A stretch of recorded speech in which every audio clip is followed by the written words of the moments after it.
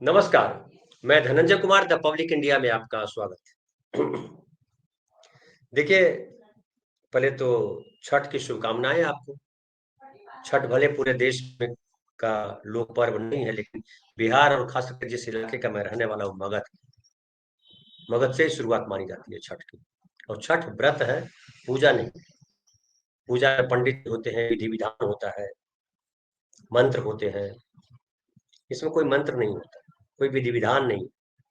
आपको जैसे अच्छा लगे सीधा बात कीजिए भगवान से। आपको जो प्रसाद चढ़ाना हो चढ़ाइए। कोई मुहूर्त नहीं होता, हालांकि आजकल पंडित जी मुहूर्त निकालने लगे, लेकिन कोई मुहूर्त नहीं। कल पहला अर्घ था, 2 अर्घ, सूर्य को 2 बार, डूबते सूरज को अर्घ दिया जाता है और उगते सूरज को। आज जो है उगते सूरज को अर्घ दिया गया, और ये जो है खष्ठी जिसको कहते हैं, वो व्रत संपूर्ण हुआ। इसमें जो व्रती होते हैं या होती है, स्त्री पुरुष का कोई भेद नहीं है। स्त्री भी करते हैं, स्त्री भी करती है, पुरुष भी करते हैं। इसमें 36 घंटे का निर्जला उपवास होता है, अन्न जल वर्जित रहता है। जो पारण होता है, जिसको कई इलाकों में लोहंडा भी कहा जाता है, उस दिन शाम में अंधेरा होने के बाद, रात भी नहीं कहा जा सकता, शाम ही कहते हैं हम लोग, क्योंकि 7-8 बजे जो है ये सब कार्यक्रम पूरा हो जाता है। प्रसाद बनता है और लहसुन प्याज वगैरह वर्जित रहता है, कोई मसाला वसाला नहीं रहता है। प्रसाद बनता है, प्रसाद का भोग लगाती है व्रती जो होती हैं या व्रती जो होते हैं, और उसके बाद जो है खाते हैं। और फिर रात भर, फिर दिन भर, फिर रात भर, फिर सुबह, आज सुबह जो है उसको कहते हैं हमारे यहाँ पारण, यानी षष्ठी के दिन जो है फिर घाट से लौट करके आते हैं और प्रसाद खाते हैं। और सूर्य की पूजा हालांकि छठी मैया के तौर पे हम मनाते हैं, लेकिन ये बेसिकली समता, स्वतंत्रता और बंधुत्व का पर्व है, लोक पर्व है। और हालांकि अब तो ब्राह्मणवाद इसमें भी घुस आया है, लेकिन खैर, आप सबको शुभकामनाएं। आज वो बात नहीं करेंगे, लेकिन छठ आज एक तरह से कहीं समाप्त हो गया। और छठ समाप्त होते ही ये जो चुनाव का रंग है वो फिर से गाढ़ा हो गया है। और अब जो है आज प्रियंका गांधी भी बिहार पधार रही है। अब तक महागठबंधन जो है अपने चुनाव प्रचार में गर्मी नहीं दे पाया था। राहुल गांधी नहीं आ रहे थे, कांग्रेस से कोई नेता नहीं आ रहे थे, अकेले तेजस्वी यादव मोर्चा संभाले हुए थे। उनके साथ मुकेश सहनी और वामपंथी दल के नेता भी अपने अपने तौर पर चुनाव प्रचार कर रहे थे। लेकिन आज से चुनाव प्रचार में रंग बढ़ जाएगा। अब जाहिर है, प्रियंका गांधी जब आ रही है तो राष्ट्रीय चर्चा का विषय बनेगा ये। और प्रियंका गांधी जाएंगे सीधा बेगूसराय। बेगूसराय में बछवाड़ा विधानसभा सीट है, जहां कांग्रेस के उम्मीदवार चुनाव लड़ रहे हैं। लेकिन वहां पे सीपीआई के कैंडिडेट भी, सीपीआई के साथ गठबंधन है, वहां फ्रेंडली फाइट भी चल रहा है। तो फ्रेंडली फ्रेंडली फाइट के चुनाव प्रचार में वहां जा रही हैं। उसके बाद फिर राहुल गांधी 29 को ज्वाइन करेंगे, और राहुल गांधी मुजफ्फरपुर और दरभंगा में ज्वाइंट रैली करेंगे, जिसमें तमाम गठबंधन के नेता होंगे, तेजस्वी यादव होंगे, मुकेश सहनी होंगे और तमाम लोग होंगे। और सही मायने में कहिए तो 29 से बिना राहुल गांधी के कांग्रेस में रंग नहीं आता। हालांकि राहुल गांधी ने जो सिलसिला शुरू किया था वोटर अधिकार यात्रा के साथ, वो बीच में टूट सा गया। और बीच में बहुत खेल हुए, बहुत सारी चर्चाएं हुई, महागठबंधन में टूट है, महागठबंधन में फाइट चल रही है, एक दूसरे की जगह लड़ रहे हैं, कितनी सीटें पे कौन लड़ रहा है कुछ पता नहीं है, वगैरह वगैरह चला। अब जाकर के स्पष्ट हुआ है कि, हालांकि कहा जा रहा है कि 243 सीट है और 255 सीटों पर लड़ रहे हैं महागठबंधन के लोग। और इसमें देखिए, राजद जो है 143 सीटों पर लड़ रही है, कांग्रेस 61 सीटों पर, माले 20 सीटों पर, वीआईपी 15 सीटों पर, सीपीआई 9 सीटों पर, सीपीएम 4 सीटों पर, और आईआईपी 3 सीटों पर। और लेकिन ये जो चुनाव है वो बहुत महत्वपूर्ण चुनाव है। महत्वपूर्ण इसलिए भी है कि एसआईआर पहली बार बिहार में होगा देश में। एसआईआर कराना है पूरा। अब तो प्रेस कॉन्फ्रेंस भी कल किया जो चुनाव आयुक्त हैं ज्ञानेश कुमार जी ने, और कहा कि अब पूरे देश में चुनाव कराया जाएगा एसआईआर। और एसआईआर को लेकर के वही बातें उन्होंने दोहराई जो पहले भी कही थी कि बड़ा सफल रहा। हालांकि ये झूठ है। एसआईआर को लेकर के तमाम विवाद हैं, अभी भी है, और अभी भी सुप्रीम कोर्ट में जो है फाइनल फैसला नहीं आया है।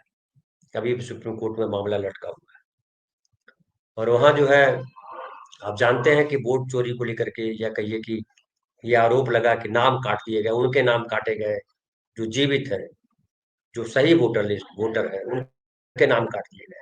चुनाव आयोग ने कहा कि नहीं, हमने तो सिर्फ उनके ही नाम काटे हैं जो यहाँ नहीं है, जिनकी डेथ हो गई है, और उनके नाम हमने जोड़े जो वयस्क हो गए हैं, जो वोट देने का अधिकार पाने के हकदार हो गए हैं, जिन्होंने 18 साल की उम्र पूरी कर दी।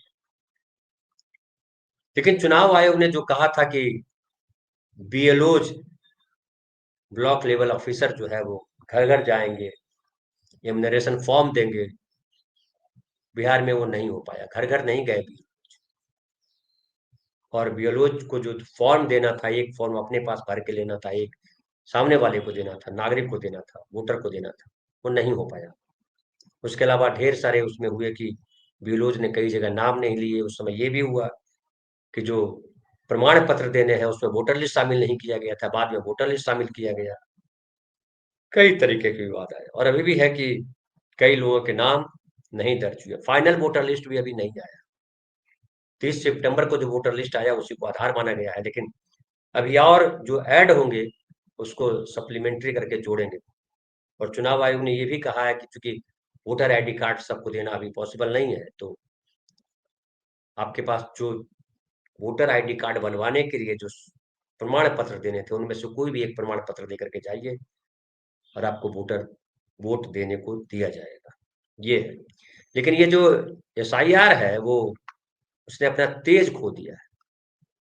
एसआईआर को लेकर के जो बड़ा गहमा गहमी थी कि एसआईआर होगा तो पता नहीं क्या होगा, कैसे होगा, वो सारा भेद भांडा फूट गया है। अब कोई एसआईआर को समझना नहीं चाह रहा है, जो मन करता है। बिहार में वही हुआ। अब क्या कहा था इन लोगों ने कहा था कि घुसपैठिया आ गए हैं। ये नरेंद्र मोदी जी ने और अमित शाह जी ने खूब जोर शोर से कहा इसको। चुनाव आयोग ने भी हाँ में हाँ मिलाया, संवेद स्वर में गाया सब लोगों ने कि घुसपैठिया आ गया, घुसपैठिया को वोट देने नहीं देंगे, घुसपैठिया को मतदाता सूची से बाहर करेंगे। लेकिन घुसपैठिया कितने मतदाता सूची से बाहर किए गए, ये चुनाव आयोग के पास भी इसका डेटा नहीं है। ये कैसा एसआईआर है, इसे समझ लीजिए। स्पेशल इंटेंसिव रीजन, विशेष सघन अभियान। लेकिन ये नॉर्मल जो है बन के रह गया, और जितनी नेकनामी होनी थी उतनी बदनामी हुई एसआईआर की, चुनाव आयोग की। चुनाव आयोग ने साबित किया कि हम सक्षम लोगों के हाथ में नहीं है, और आम आदमी में निराशा है एसआईआर को। पॉलिटिकल पार्टियों का तो अपना खेल है। लेकिन खैर, वापस हम आते हैं चुनाव पर। बिहार में चुनाव जो है वो धीरे धीरे अलग रंग ले लिया है। पहले जब नामांकन वगैरह की तिथि नहीं थी, तब लग रहा था कि पीके जो है वो बड़े खिलाड़ी के तौर पे उभर रहा है। जितने सर्वे हो रहे थे सबने तीसरा ध्रुव खड़ा कर दिया लोगों ने कि ये पीके साहब जो है कमाल करने वाले हैं। लेकिन जब राघोपुर से चुनाव अपना नामांकन भरा तेजस्वी यादव ने, और पीके ने नहीं भरा, प्रशांत किशोर जी ने नहीं भरा, और कहा कि हम जो है चुनाव नहीं लड़ रहे हैं, तब पीके की जो छवि थी वो अचानक धड़ाम से नीचे गिरी। कई लोग तो ये भी कहते हैं कि उनकी डिग्री को लेकर के भी सस्पेंस है, खुद पीके की डिग्री को लेकर के सस्पेंस है, और इसीलिए उन्होंने नामांकन नहीं भरा कि जब नामांकन भरेंगे तो हलफनामा, जिसको एफिडेविट कहते हैं, वो देना पड़ेगा, शपथ पत्र देना पड़ेगा, और जो है उसमें सारा भेद खुल जाएगा। इससे भेद खुल गया सम्राट चौधरी का, इससे और लोगों का भेद खुलता है। वो चाहे बाहुबली हो, चाहे अपनी पत्नी को कोई छुपा ले, चाहे कोई अपनी संपत्ति छुपा ले, चाहे अपने अपराध छुपा ले। लेकिन एडीआर जो है, एडीआर जो एजेंसी है, वो लगातार ऐसे लोगों के भेद खोजती रहती है। तो पीके जो है चुनाव होने से पहले ही बाहर हो गए लगते हैं, वो कहीं लड़ाई में है नहीं। फिर देखिए एक और हुआ कि AIMIM, बीएसपी और भी छोटे छोटे दल है जो वहां चुनाव लड़ रहे हैं। AIMIM काफी सीटों पर, पिछली बार 20 सीटों पर चुनाव लड़ा था, 5 सीटें जीत करके आए थे। इस बार और ज्यादा सीटों पर लड़ रहा है। और ये भी हुआ कि AIMIM के नेता चाह रहे थे कि महागठबंधन में शामिल हो और उनको भी सीटें दी जाए, लेकिन महागठबंधन ने उनको स्वीकार नहीं किया। अब क्यों नहीं स्वीकार किया, क्या हुआ, ये अभी बहुत डिटेल में हम नहीं जाते हैं, लेकिन अलग लड़ रहे हैं। और ये कहा जा रहा है कि मुस्लिम वोटों का बंटवारा होगा और इसका नुकसान महागठबंधन को झेलना पड़ेगा। फिर देखिए, महागठबंधन में लगा था कि सब बड़ा सही जा रहा है, सही जा रहा है, और अचानक जो है ब्रेक लग गया। तेजस्वी यादव कोक भवन में चले गए, मुख्यमंत्री का नाम अनाउंस नहीं किया गया, कौन कितनी सीटों पे लड़ रहा है कुछ पता नहीं। कांग्रेस ने पिछली बार 70 सीटों पर लड़ा था, इस बार कम सीटें की उसने, लेकिन आरजेडी एक कम सीट कर पाई। 143 सीटों पर आरजेडी लड़ रही है। अशोक गहलोत आते हैं, अशोक गहलोत को बुलाया गया, अशोक गहलोत आया और अनाउंस किया कि तेजस्वी चीफ मिनिस्टर होंगे, और डिप्टी चीफ मिनिस्टर जो है मुकेश सहनी को कहा गया। लेकिन फिर सवाल उठा कि मुसलमानों को क्या, मुसलमानों के लिए क्या है? क्या मुसलमान 17% जो मुसलमान है बिहार में सिर्फ वोट देने के लिए है, कि उनकी भी कोई भूमिका है? महागठबंधन ने जो कैंडिडेट्स दिए, खास करके जो सबसे बड़ा दल कहा जाता है कि हम 22 समीकरण जिनके साथ है आरजेडी, आरजेडी ने 143 सीटों में मात्र 18 सीटों पर मुस्लिम उम्मीदवार दिए, जबकि 18% वोटर है। तो 18% है, 17.7% के आसपास, मतलब 18%, 18% मतलब कम से कम 27 उम्मीदवार देने चाहिए थे, लेकिन नहीं दिया। यादव 14 है और वो 53 यादवों को टिकट दिया। तो इन सब लोगों की बहुत बातें की गई। फिर ये भी हुआ कि मुस्लिम डिप्टी चीफ मिनिस्टर भी बनाए जाएंगे, बहुत सारी बातें। कई लोगों ने कहा कि ये नैरेटिव जो खड़ा कर रहे हैं वो बीजेपी की तरफ से खड़ा कर रहे हैं नैरेटिव, वो बीजेपी के लोग हैं, बीजेपी को प्रमोट कर रहे हैं, और वो बताना चाहते हैं कि मुसलमान जो है महागठबंधन के साथ नहीं। कई तरीके की बातें हुई, लेकिन अब चुनाव प्रचार जब छठ के बाद यानी आज से शुरू हो रहा है, तो उम्मीद करते हैं कि 2-3 दिनों में और गाढ़ा होगा। प्रधानमंत्री फिर से आ रहे हैं। हालांकि नीतीश कुमार के साथ कहा जा रहा है कि नीतीश कुमार के साथ उनकी रैली नहीं है, ज्वाइंट रैली नहीं है, और नीतीश कुमार को लेकर के भी बहुत बातें की गई। नीतीश कुमार को लेकर के अमित शाह जी ने कहा कि हमारा मुख्यमंत्री कौन होगा इस पर हमारे विधायक तय करेंगे, गठबंधन के विधायक तय करेंगे, और उसको लेकर के बड़ा बावेला मचा, और ये हुआ कि महाराष्ट्र दोहराया जा रहा है। लेकिन जब सीटों का बंटवारा होकर के आया तो नीतीश कुमार ने चिराग पासवान की सीटों पर और बीजेपी के कुछ सीटों पर भी अपना दावा कर दिया। और दावा क्या कर दिया, उन्होंने अपने कैंडिडेट वहां उतार दिए। कोई बहस नहीं, कोई बात नहीं। और कमाल बात ये रही कि न अमित शाह कुछ बोले, न चिराग पासवान कुछ बोले, और फाइनली ये बात की गई कि जब तेजस्वी यादव जब चीफ मिनिस्टर के कैंडिडेट के तौर पे महागठबंधन उनको घोषित किया, तो उसी प्रेस कॉन्फ्रेंस में अशोक गहलोत ने भी और तेजस्वी ने भी ये सवाल उठाया कि महागठबंधन में तो सब ठीक हो गया, चीफ मिनिस्टर का उम्मीदवार भी घोषित हो गया, डिप्टी चीफ मिनिस्टर भी हो गया, लेकिन इंडिया ये एनडीए बताए कि उसका चीफ मिनिस्टर कौन है। और अब दबाव कहिए चाहे जो कहिए, चाहे वो विपक्ष का दबाव हो या भीतर से दबाव हो नीतीश कुमार का, अब बड़े नेता तो नहीं बोला, नरेंद्र मोदी जी ने अब तक नहीं बोला, अमित शाह जी ने नहीं बोला, न नड्डा जी ने बोला, लेकिन रूडी हो या सम्राट चौधरी हो या अब मनोज तिवारी हो, ये सब कह रहे हैं कि हमारे यहाँ चीफ मिनिस्टर नीतीश कुमार के अलावा कोई नहीं होगा। मांझी जी तो पहले से कह रहे थे, उपेंद्र कुशवाहा जी ने पिछले दिनों कहा कि नीतीश कुमार ही मुख्यमंत्री हैं।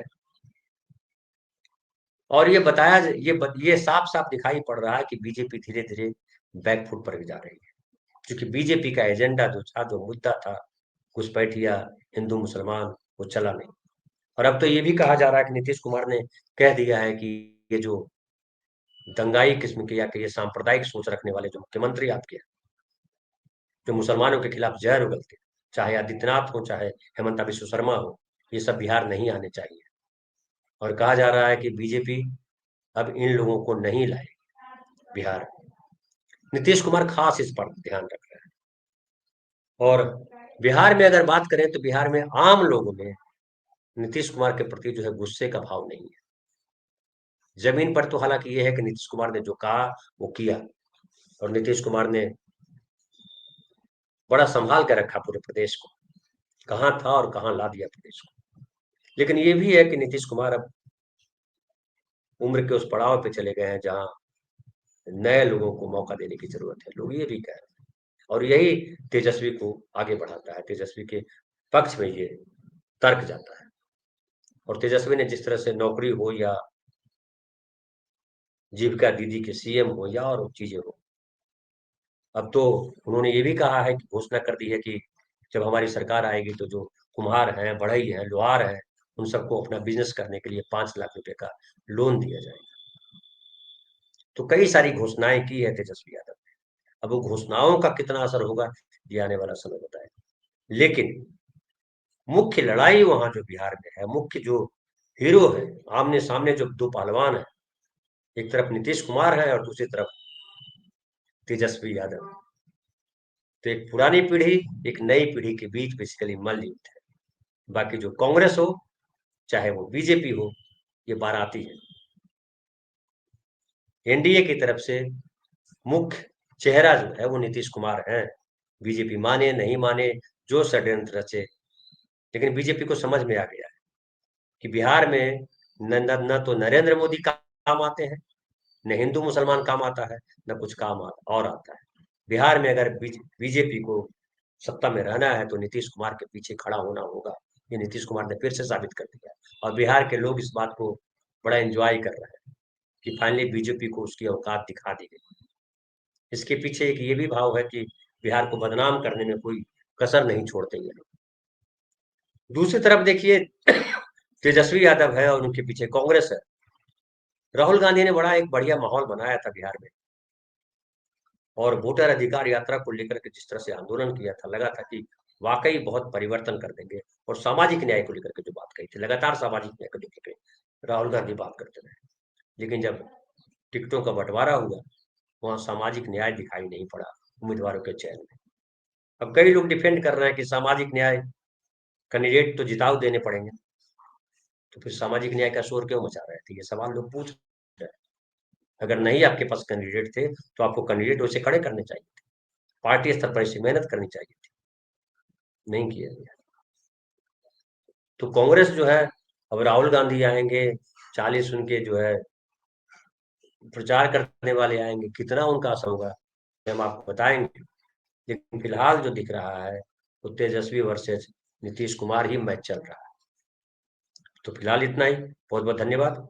कल फिर बात करेंगे किसी नए विषय पर।